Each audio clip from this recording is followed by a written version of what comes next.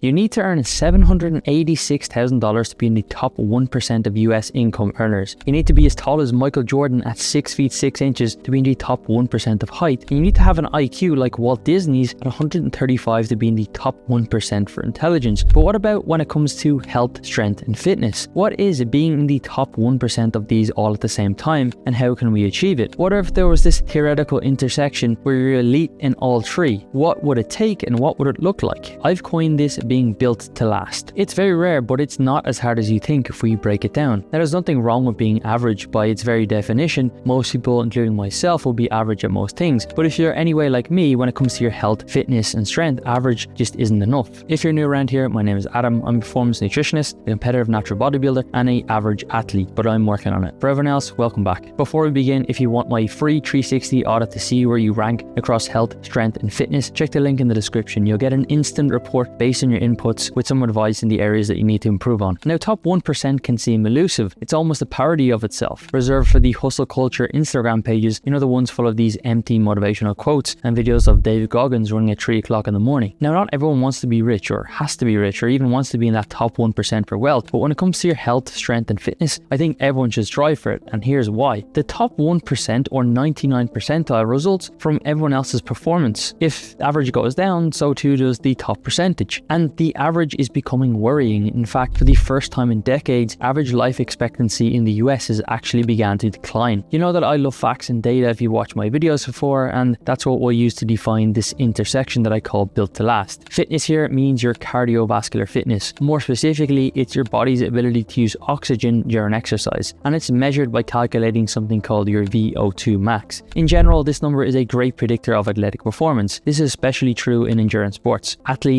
with naturally high numbers tend to be very good, and very good athletes tend to have very high numbers. It's a bit of a chicken and egg situation. In fact, there's a huge component to this when it comes to genetics. Norwegian cyclist Oscar Svensson had one of the highest recorded VO2 maxes ever. It was higher than 99.9% of the population before he ever began cycling. Greg LeMond, who won the Tour de France 3 times, had a score of 92.5. The now infamous Lance Armstrong had an impressive 84.4. And to put this into perspective, the average VO2 max for somebody aged 30 to 39 who's a male is 40. But more important than your ability to run fast, this number strongly predicts lifespan and longevity. This paper here looked at the link between age and VO2 max, and it found that your score falls by about 10% for each decade after the age of 25. That's about 1% each year, and that increases to 1.5% after the age of 50. And here's why that's important. To keep a disability-free life, or essentially your independence, you need to have a VO2 max of 18 or above, meaning if you had an average VO2 max at the age of 25, by the time you hit 85, you'll be at or below this line of independence. But we don't want that. If you want to walk up a hill or play with your grandkids, you need a much higher score. And that's not even mentioning the risk in all-cause mortality. Improving from a low score to above average reduces your all-cause mortality risk by 60 to 70%. In reality, being in the top 1% here is probably going to be unachievable for most, or just something that most people won't want to do because it requires so much training. The top 1% is a score of 60, practically meaning being able to run a 17-minute 5K. But you can improve a lot. In the last 6 months alone, I've gone from the top 76% to the top 92% by simply losing some body fat and doubling up on my cardio. And most people following this will also get very similar results. When it comes to strength, many people believe it's about being able to squat or deadlift a lot. However, this isn't the reality. You see, to compare yourself to the population, you need to know what the population can do. And it's relatively non-invasive in fitness. There's simple tests like the beep test or the step test with the treadmill. But for strength testing, it's not practical or safe to get enough samples from the population and get them in the gym. You're not going to get a bunch of people into the gym and get them squatting, deadlifting, and doing bench press. And there's quite a bit of skill involved with those as well. And in fact, in the US, only 30% of the population actually do any form of resistance training. So simply by going to the gym, you're likely in the top 30% of strength anyway. Now, strength is measured on a population level by using something called a dynamometer, and it tests your grip strength. But there's no point in me really sharing any numbers or stats with you here because it's literally gonna mean nothing to 90% of the people. And although it's not perfect, the best way to compare your strength is based on this 2004 study of college students. The test was a maximum push-up effort test. Participants started with their chest and knees on the floor, then they had to fully extend their arms and touch the floor from knee to chest once again while keeping a straight body. This completed 1 repetition. For males, the bottom 25% was 15 reps. For females, it was 0, whereas the top 25% was over 30 and 9 respectively. And finally, the top 1% was an impressive 48 push-ups for males and and 35 for females. Now, there's many YouTube videos comparing and averaging strength in the gym, such as squat, bench and deadlift. I really like Jeff Nippard's ones and they're really entertaining. Strengthlevel.com is actually an excellent website here, but there's one problem. These numbers have a healthy user bias. They're not the average of the general population, but they're the average of the people who go to the gym and proactively input the strength into the website. Now, I've been going to the gym for a very long time. I've actually spent a few years as a personal trainer as well, and this has taught me that most weightlifters don't track their scores or their lifts or don't care that much about getting stronger and progressing. So these numbers are not reliable. They don't give you a true average of the population. At my body weight, the calculator says I'd be intermediate strength if I was able to deadlift 168 kilos for one rep. That's almost 4 plates per side. It's a middle of the ranked based on their user data. Now, I can deadlift more than this, but I'd guess that fewer than 1 in 100 people at my body weight who go to the gym can deadlift 4 plates per side. Health is a bit more difficult to compare than fitness or strength because it includes many variables and the definition can vary depending on who you ask. It can be subjective or objective and it can be physical or mental, but for simplicity's sake I'll focus on the physical metrics, the ones that have clear links to long-term health and more importantly are modifiable. I'll focus on what optimal looks like since ranking or comparative systems are virtually impossible here. And in my personal opinion, I think this is where it's easiest to be superior because the average isn't very good. An estimated 42% of Americans have obesity, which for over 10 years now has been classified as a disease, and a further 30% are overweight. Excess body fat is inflammatory. It's directly linked with many preventable health issues. We could nearly stop there. At this point, I do want to say though that if you're overweight, it's not a reflection of your worth. I am just stating facts and hopefully here to help some people. I also do sympathize with those who struggle. I hate those idiots online who just tell you to get in a calorie deficit as if you don't already know how calorie balance works. Now, men's optimal body fat is 10 to 20%. It's at that intersection of health, fitness and strength, and a lower body fat is linked with a higher VO2 max. As you can see, based on this built to last model I've talked about, improving one area seems to help the other in most cases. But this is a level of body fat that is actually quite rare. This 2020 paper looking at 110,000 Polish adults found that only 1 in 10 men had a body fat below 20%. The paper also found that if you're above 20% body fat, you're also 87% more likely to have one cardiovascular disease risk factor. These factors included high blood pressure, high blood glucose, or high cholesterol. Surprisingly to me, when I actually dove into the supplementary materials, even below 20%, 1 in 4 men had high blood pressure and 3 in 4 had issues with their cholesterol levels. This tells us two things. One,